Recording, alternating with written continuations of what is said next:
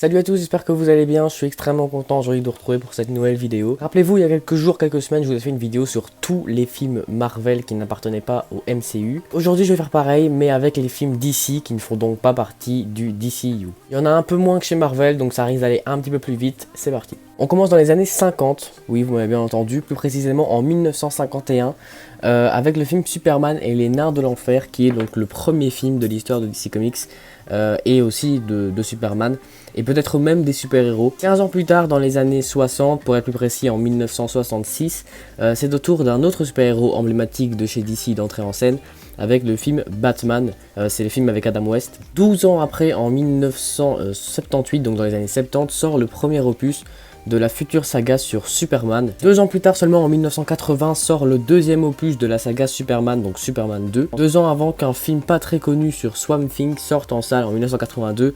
Donc Swamp Thing, pour ceux qui ne savent pas, c'est la créature du marais. L'année d'après, le troisième opus de la saga Superman sort, ce qui en fait une des premières franchises de l'histoire de cette envergure, après Star Wars. L'univers de Kal-El s'agrandit avec le film sur sa cousine Supergirl, sorti en 1984. 3 ans plus tard, en 1987, sort donc le quatrième et dernier opus de cette saga, donc de la saga Superman. Il me reste 2 films à vous présenter avant de passer aux années 90. Le premier, c'est la suite du film sur Swamp Thing.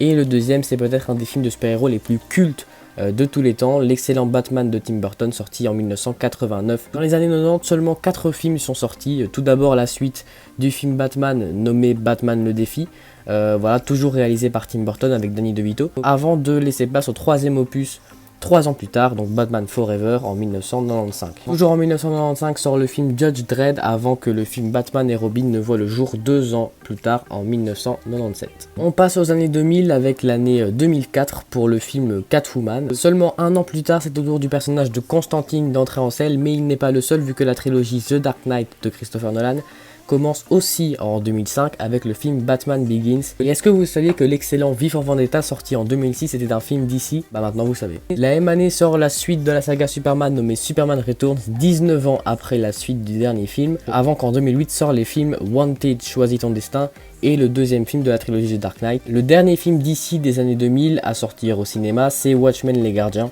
sorti en 2009. En 2010, pour démarrer les années 2010, sort le long métrage Jonah Hex avant de laisser place au film Red et un film sur Green Lantern l'année d'après en 2011. 2012 fut aussi une très bonne année pour DC avec la conclusion de la trilogie The Dark Knight, donc The Dark Knight Rises, et le film Dredd. Et en 2013, le film Red 2. A partir de 2014, tous les films DC feront partie du DCU, jusqu'en 2019 où sort l'un des plus gros cartons de l'histoire de DC, le film Joker. Donc voilà, c'est la fin de cette liste, j'espère que ça vous aura plu. On se retrouve vendredi pour une vidéo sur des séries. D'ici là, je vous dis à très bientôt. Salut!